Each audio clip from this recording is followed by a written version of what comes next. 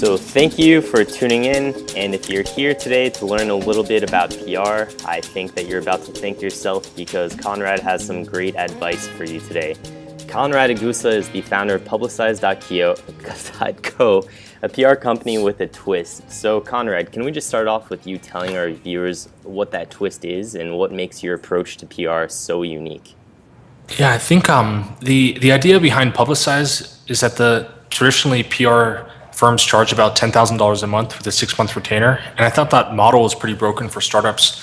So the thought I had is, would it be possible to offer the same amount, but as opposed to charging $10,000 a month, charge $499 a month, and actually there are discounts on if I think a company has less of a chance, and as opposed to being a 6-month retainer, it's actually month to month. So really make something degrees better. And to do that, I really had to deconstruct the PR process. I think it is to degrees more than I've seen done before. And yeah, it's been going on for, I guess, over a year and growing pretty quickly. Awesome. So before delving in too far into your business model, I want to talk about your name really quick because I noticed that you were formerly called Brownstein and Agusa. Yeah. In one of my former companies, the founder wanted our name to be Wombat Space Voyager, just to prove a point that names don't matter. But apparently with you and with me, I think that names are important. So what are your thoughts on this? I think they're really important. Yeah. I think they should kind of reflect your business and how you want to. I think Brownstein and Agusa probably sounded more like a traditional law firm or a traditional marketing firm. And we wanted the name to represent that we were kind of essentially approaching it like the market like a startup would and trying to disrupt it. So I think it's really important. Yeah, it's a pretty interesting debate. But so now you were talking about your $499 a month service and how you also explained how you provide a greater discount per month, the greater that their chances of being featured on leading publications. So I'm just curious, what's the basis on which you're making these assessments?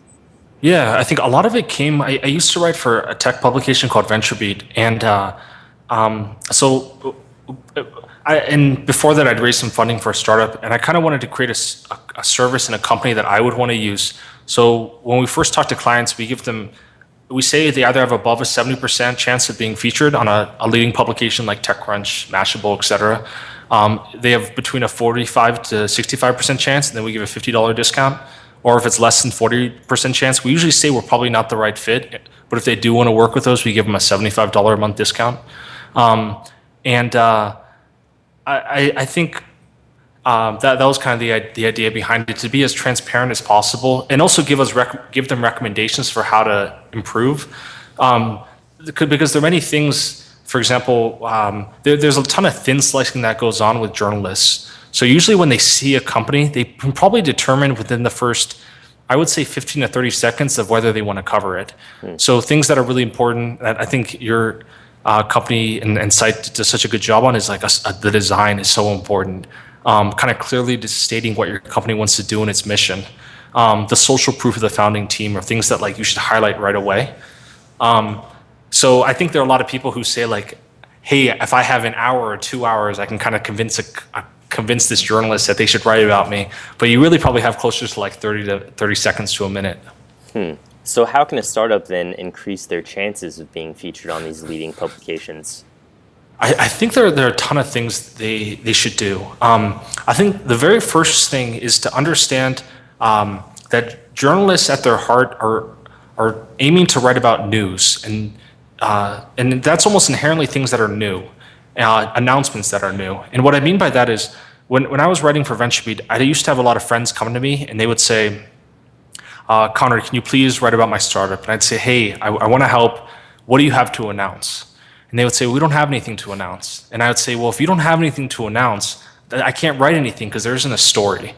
So a startup, a lot of entrepreneurs ask, well, what are typical announcements to make?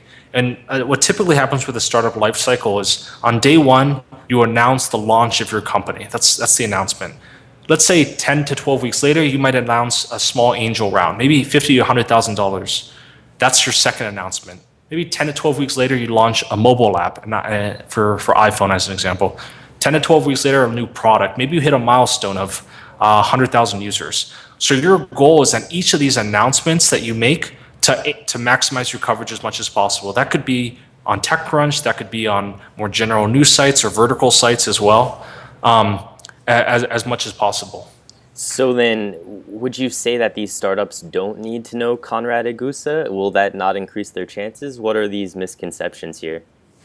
So I think the second thing is there's this misconception that entrepreneurs need to be to get on TechCrunch. You need to be best friends with the journalist, and I've tested this over and over again. Basically, I would email a journalist on behalf of myself.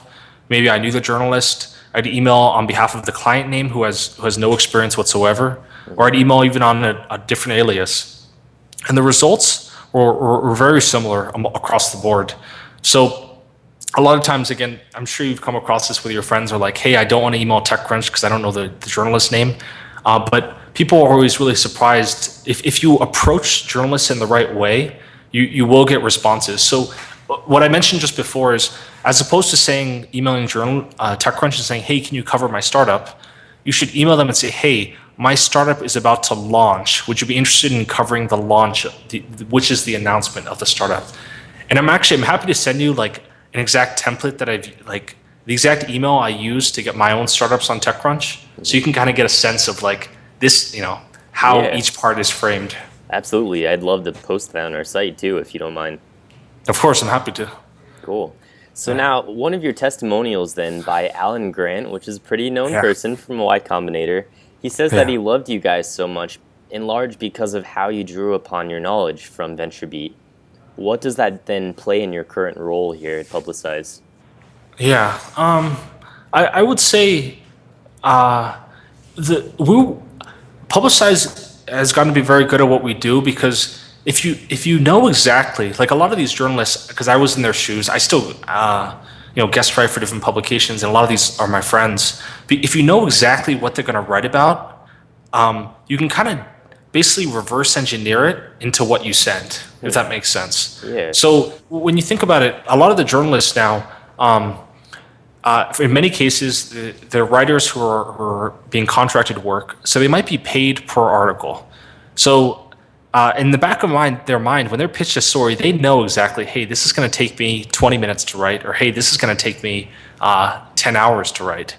And your goal as an entrepreneur trying to get coverage is to basically reduce the amount of friction as much as possible. So as an example, let's say you're pitching a story on a mobile health app, and it's about to disrupt, and like let's say the industry, the fitness industry, and you should, before you email the journalist, you should do research on the industry to say like, hey, this is a $10 billion industry. On average, people lose 50 pounds of weight based on XYZ research.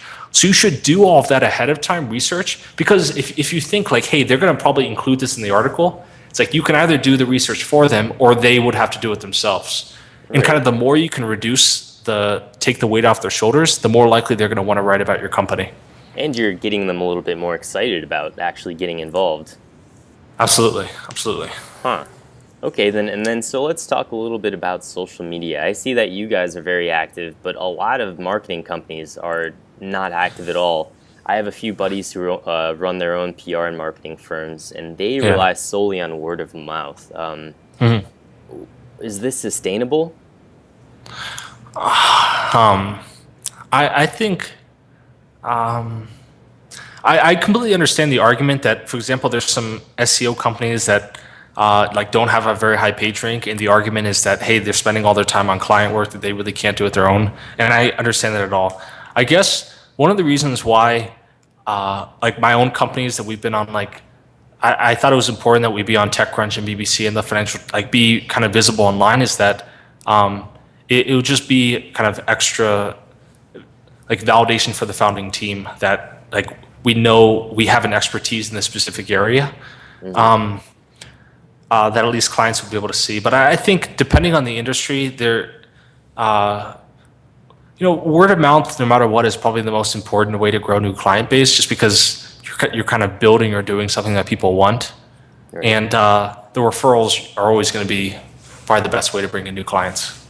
All right, cool then. So now I want to talk about .co. What are some of Yeah. the benefits of partnering with .co? Because they're pretty cool right now. .co is the best. Yeah. So I know .co well because they helped Espacio. I founded a co-working space in Colombia. They gave us a grant in the very beginning to help us get off the ground. We partnered with them with Columbia Reports, an English news publication I own, and the team is fantastic. Some of the benefits, I just think it's very startup friendly. If you're creating a startup and you want to kind of give that I guess image of being a startup, it's fantastic. And it's the only URL I know ending that I think is really comparable to .com. Like there isn't this kind of bias against it. I don't think of .net, for example, as being the same as .com. I don't think of .org, etc. That's But not .co, sexy. I think, yeah. I mean, but .co, I think is yeah. So now, lastly, where can everyone find you and get in touch? The best would be email at conrad@publicize.co. And I mean, if there are any kind of PR questions, feel free to email, and I'm happy to answer them. And Twitter is just my name, Conrad Igusa. And I encourage everyone that if you are about to launch a company or about to make a milestone, make sure to try to reach out to these publications, just because I think you'll surprise yourself with the results you can get. Perfect. Thank you, then, Conrad. Thanks so much.